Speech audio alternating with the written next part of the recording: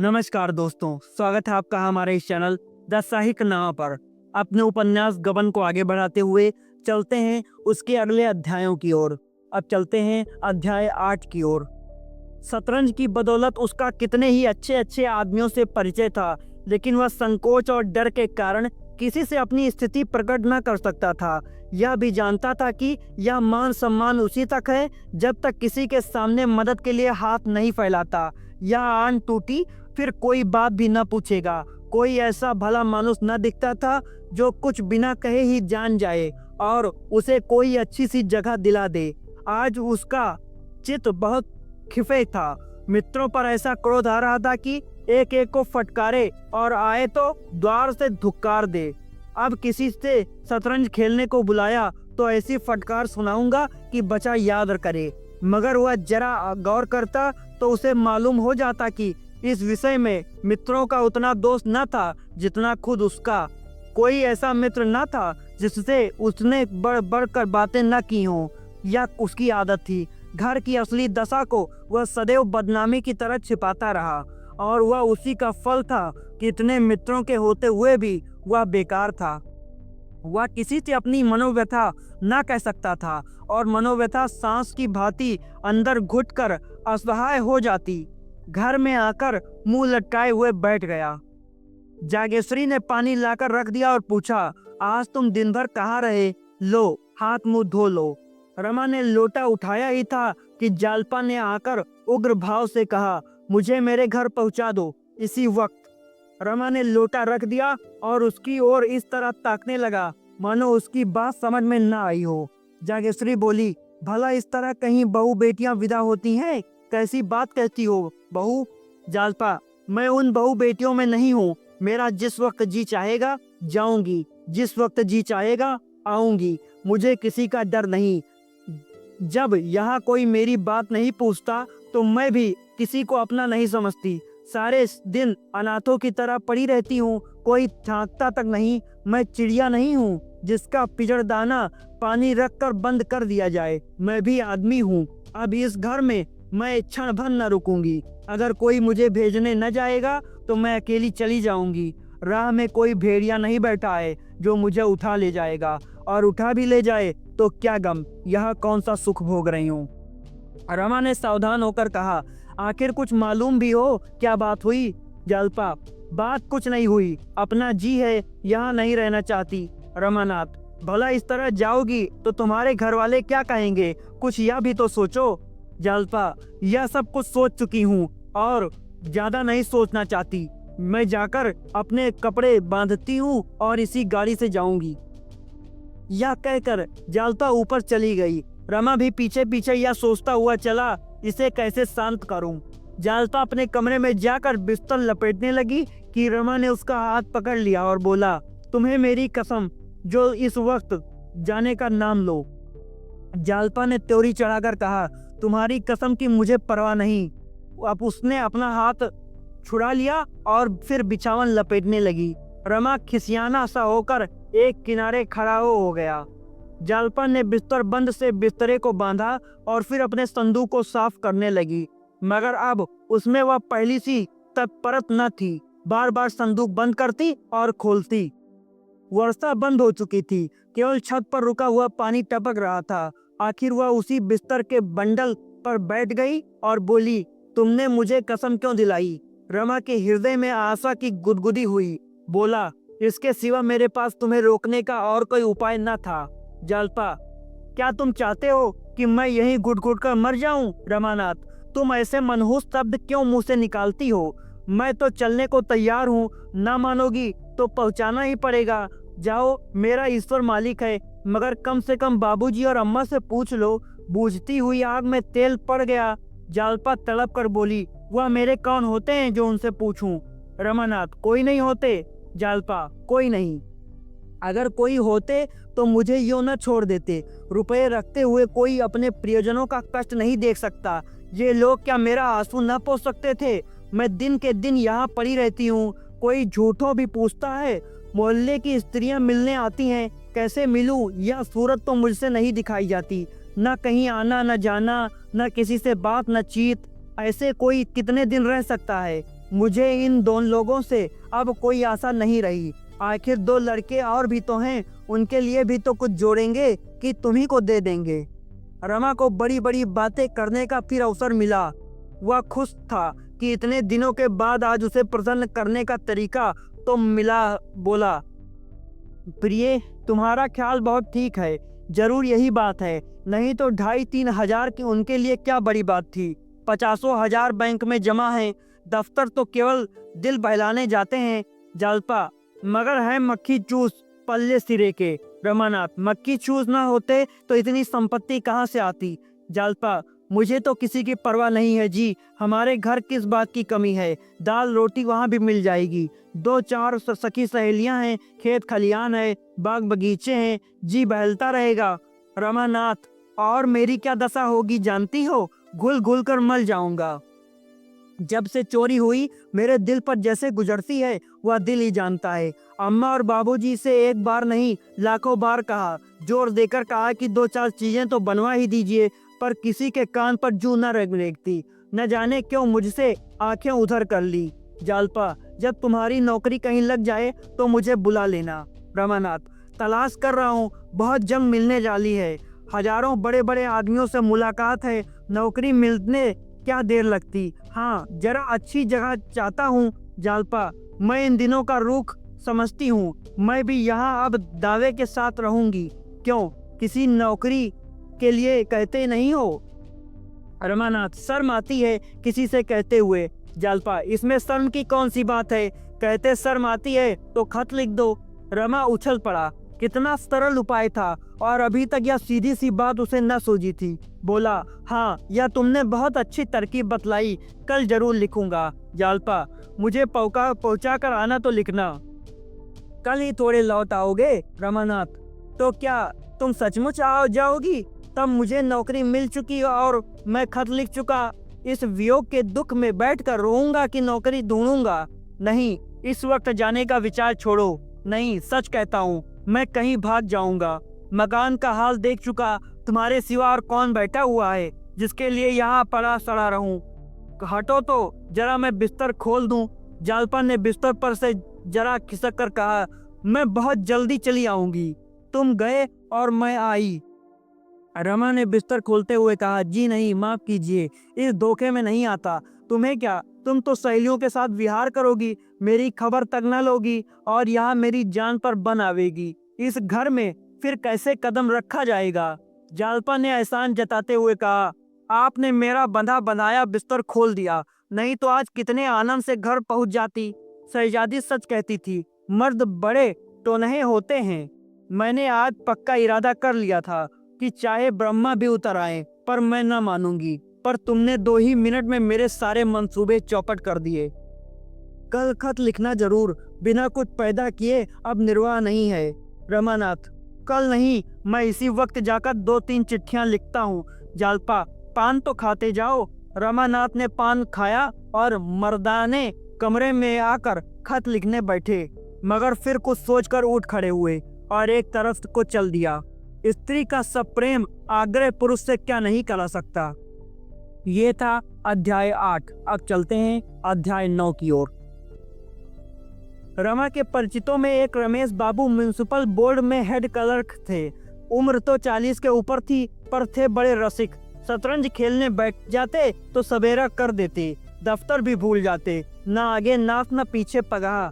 जवानी में स्त्री मर गई थी, दूसरा विवाह नहीं किया। उस एकांत जीवन में सिवा विनोद के और को क्या अवलंब था। चाहते तो हजारों के वारे न्यारे करते, पर रिश्वत की कौड़ी भी हराम समझते थे। रमा से बड़ा स्नेह रखते थे, और कौन ऐसा निठल्ला था जो रात रात भर उनसे शतरंज खेलता। आज कई दिन से बेचारे बहुत व्याकुल हो रहे थे। शतरंज की एक बाजी भी न हुई, अखबार कहाँ तक पढ़ते। रमा इधर 2-1 बार आया अवश्य, पर बिसात पर न बैठा।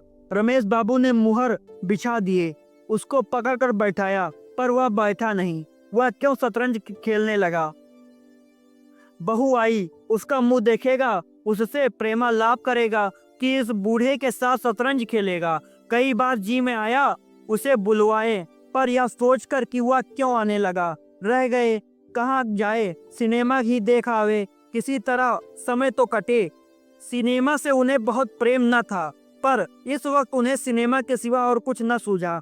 कपड़े पहने और जाना ही चाहते थे कि रमा ने कमरे में कदम रखा। रमेश उसे देखते ही गेंद की तरह लुढ़क कर द्वार पर जा पहुंचे और उसका हाथ पकड़कर बोले, आइए आइए बाबू रमानाथ साहब बहादुर, तुम तो इस बुढ़े को बिल्कुल भूल ही गए। हाँ भाई, अब क्यों नहीं आओगे? प्रेमिका की रसीली बातों का आनंद यहाँ कहाँ? चोरी का कुछ पता चला? रमानाथ, कुछ भी नहीं। रमेश, बहुत अच्छा हुआ थाने में रपट नहीं लिखाई, नहीं तो 100-200 के मत्थे और जाते। बहू को तो बड़ा दुख हुआ होगा। रमानाथ, कुछ पूछिए मत, तभी से दाना पानी छोड़ रखा है। मैं तो तंग आ गया, जी मैं आता है कहीं भाग जाऊं। बाबूजी सुनते नहीं। रमेश, बाबूजी के पास क्या कहीं का खजाना रखा है? अभी 4-5 हजार खर्च किए हैं, फिर कहाँ से लाकर गहने बनवा दें? 10-20 हजार रुपए होंगे तो अभी तो बच्चे के भी तो सामने हैं, और नौकरी का भरोसा ही क्या, 50 रुपए होता ही क्या है? रमानाथ, मैं तो मुसीबत में फंस गया। अब मालूम होता है कहीं नौकरी करनी पड़ेगी। चैन से खाते और मौज उड़ाते थे, नहीं तो बैठे बैठाए इस माया जाल में फंसे। अब बतलाएं, है कहीं नौकरी चाकरी का सहारा? रमेश ने ताक पर से मुहरे और बिसात उतारते हुए कहा, आओ एक बाजी हो जाए, फिर इस मामले को सोचें। इसे जितना आसान समझ रहे हो उतना आसान नहीं है। अच्छे धक्के खा रहे हैं। रमानाथ, मेरा तो इस वक्त खेलने का जी नहीं चाहता। जब तक यह प्रश्न हल ना हो जाए मेरे होश ठिकाने नहीं होंगे। रमेश बाबू ने शतरंज के मुहर बिछाते हुए कहा, आओ बैठो, एक बार तो खेल लो, फिर सोचें क्या हो सकता है। रमानाथ, जरा भी नहीं चाहता। मैं जानता कि सिर मुड़ाते ही ओले पड़ेंगे तो मैं विवाह के नजदीक ही न जाता। रमेश, अजी 2-4 चालें चलो तो आप जी लग जाएगा। जरा हक की गांठ तो खुले। बाजी शुरू हुई। कई मामूली चालों के बाद रमेश बाबू ने रमा का रुख पीट लिया। रमानाथ, ओह क्या गलती हुई। रमेश बाबू की आंखों में नशे की सी लाली छाने लगी। शतरंज उनके लिए शराब से कम मादक न था। बोले, बोहनी तो अच्छी हुई। तुम्हारे लिए मैं एक जगह सोच रहा हूँ, मगर वेतन बहुत कम है, केवल 30 रुपए। वह रंगी दाढ़ी वाले खां साहब नहीं हैं, उनसे काम नहीं होता। कई बार बचा चुका हूँ। सोचता था जब तक किसी तरह काम चले बने रहें। बाल बच्चे वाले आदमी हैं। वह तो कई बार कह चुके हैं मुझे छुट्टी दीजिए, तुम्हारे लायक तो वह जगह नहीं है, चाहो तो कर लो। पर कहते कहते रमा का फीला मार लिया। रमा ने फीले को फिर उठाने की चेष्टा करके कहा, आप मुझे बातों में लगाकर मेरे मुहरे उड़ाते जाते हैं, इसकी मदद नहीं, लाओ मेरे फीला। रमेश, देखो भाई, बेईमानी मत करो, मैंने तुम्हारा फीला जबरदस्ती तो नहीं उठाया। हाँ तो तुम्हें वह जगह मंजूर है? रमानाथ, वेतन तो 30 है। रमेश, हाँ वेतन तो कम है, मगर शायद आगे चलकर बढ़ जाए। मेरी तो राय है कर लो। रमानाथ, अच्छी बात है, आपकी सलाह है तो कर लूंगा। रमेश, जगह आमदनी की है, मियाँ ने तो उसे जगह पर रहते हुए लड़कों को MA LLB करा लिया, 2 कॉलेज में पढ़ते हैं, लड़कियों की शादियां अच्छे घरों में की। हाँ, जरा समझ बूझ कर काम करने की जरूरत है। रमानाथ, आमदनी की मुझे परवाह नहीं, रिश्वत कोई अच्छी चीज तो है नहीं। रमेश, बहुत खराब, मगर बाल बच्चे वाले आदमी क्या करें, 30 रुपए में गुजर नहीं हो सकती। मैं अकेला आदमी हूँ, मेरे लिए 150 काफी है, कुछ बचा भी लेता हूँ। लेकिन जिस घर में बहुत से आदमी हो, लड़कों की पढ़ाई हो, लड़कियों की शादियां हो, वह आदमी क्या कर सकता है? जब तक छोटे छोटे आदमियों का वेतन इतना न हो जाएगा कि वह भलमनसी के साथ निर्वाह कर सकें, तब तक रिश्वत बंद न होगी। यही रोटी दाल घी दूध वह भी खाते हैं, फिर एक को 30 रुपए और दूसरे को 300 रुपए क्यों देते हो? रमा का फर्जी पिट गया। रमेश बाबू ने बड़े जोर से कहा मारा। रमा ने रोष के साथ कहा, अगर आप चुपचाप खेलते हैं तो खेलिए, नहीं मैं जाता हूँ। मुझे बातों में लगाकर सारे मुहरे उड़ा लिए। रमेश, अच्छा साहब, अब बोलूं तो जबान पकड़ लीजिए, या लीजिए तो तुम कल अर्जी दे दो, उम्मीद तो है तुम्हें यह जगह मिल जाएगी। मगर जिस दिन जगह मिले मेरे साथ रात भर खेलना होगा। रमानाथ, आप तो 2 ही मातों में रोने लगते हैं। रमेश, अजी वह दिन गए जब आप मुझे मात दिया करते थे। आजकल चंद्रमा बलवान है, इधर मैंने एक माँ से खेली किया है, क्या मजाल की कोई मात दे सके फिर से। रमानाथ, जी तो चाहता है दूसरी बाजी मात देकर जाऊं, मगर देर होगी। रमेश, देर क्या होगी, अभी तो 9 बजे हैं, खेल लो, दिल का अरमान निकल जाए, यह सय और मात। रमानाथ, अच्छा कल की रही, कल ललकार कर 5 मातें न दी तो ही कहिएगा।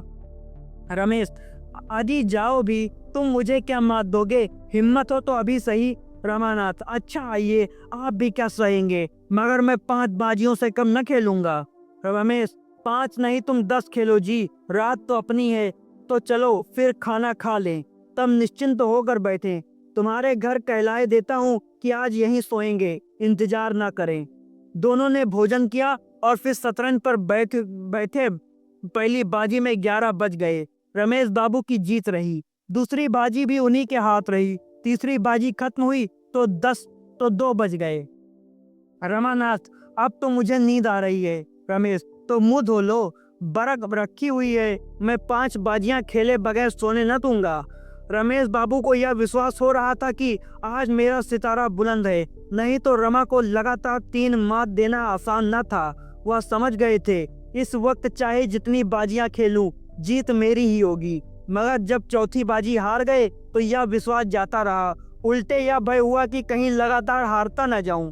बोले, अब तो सोना चाहिए। रमानाथ, क्यों, 5 बाजियां पूरी न कर लीजिए। रमेश, कल दफ्तर भी तो जाना है।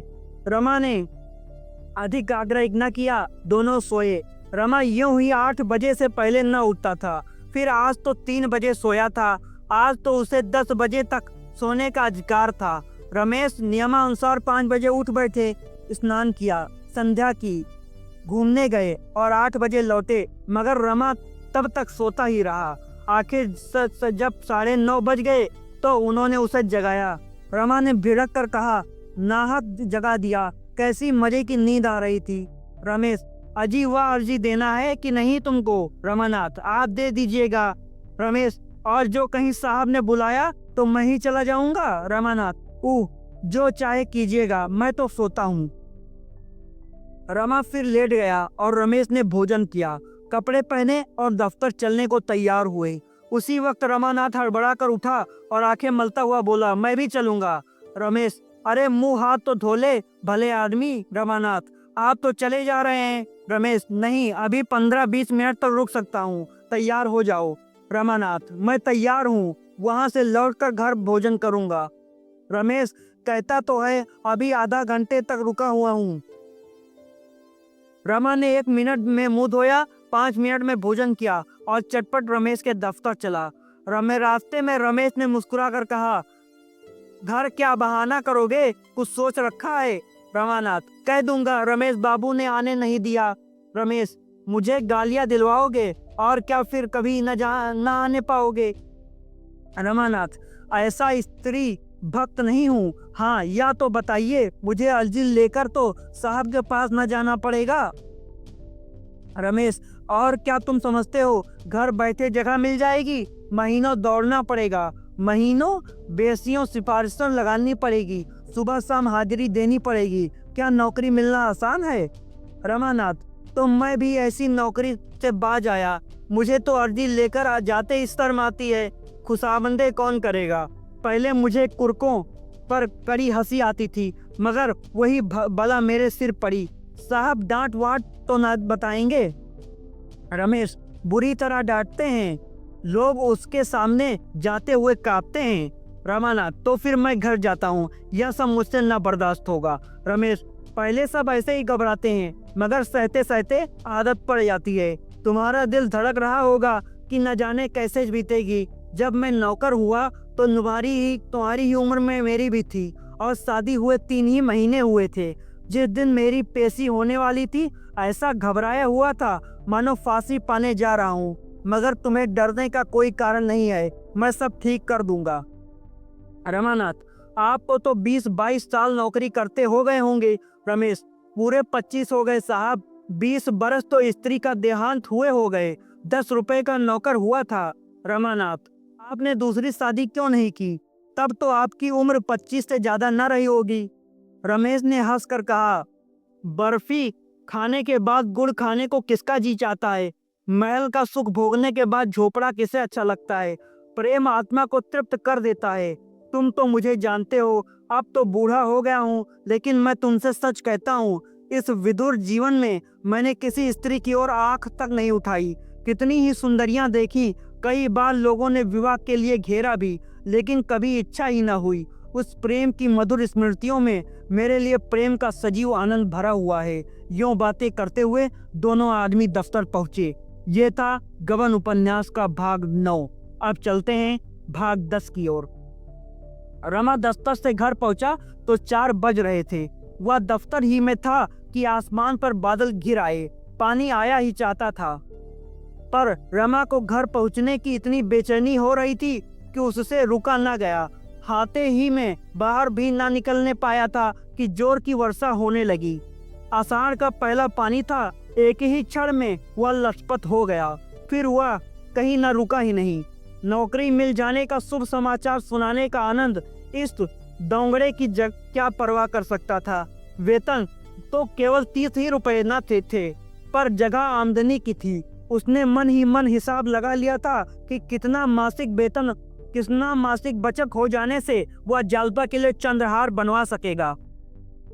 अगर 50-60 रुपए महीने भी बच जाएं तो 50 साल में जालपा गहनों से लद जाएगी।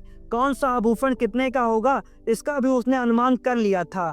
घर पहुंचकर उसने कपड़े भी न उतारे, झटपट जालपा के कमरे में पहुंच गया। जालपा उसे देखते ही बोली, यह भीख कहाँ गई? रात कहाँ गायब थे? रमानाथ, इसी नौकरी की फिक्र में पड़ा हुआ था। इस वक्त दफ्तर से चला आता हूँ। म्यूनिसिपैलिटी की दफ्तर में मुझे एक जगह मिल गई। जालपा ने उछलकर पूछा, सच? कितने की जगह है? रमा को ठीक ठीक बतलाने में संकोच हुआ। 30 की नौकरी बताना अपमान की बात थी। स्त्री के नजरों में तुच्छ बनना कौन चाहता है? बोला, अभी तो 40 मिलेंगे, पर जल्द तरक्की होगी। अगर आमदनी की है। जालपा ने आप उसके लिए किसी बड़े पद की कल्पना कर रखी थी। बोली, 40 में क्या होगा, भला 60 सवार तो होते। रमानाथ, मिल तो सकती थी 100 रुपए की भी, पर यह रौब है और आराम है। 50-60 रुपए ऊपर से मिल जाएंगे। जालपा, तो तुम घूस लोगे, गरीबों का गला काटोगे? रमा ने हंसकर कहा, नहीं प्रिय, वह जगह ऐसी नहीं कि गरीबों का गला काटना पड़े। बड़े बड़े महाजनों से रकमें मिलेंगी और वह खुशी से गले लगाएंगे।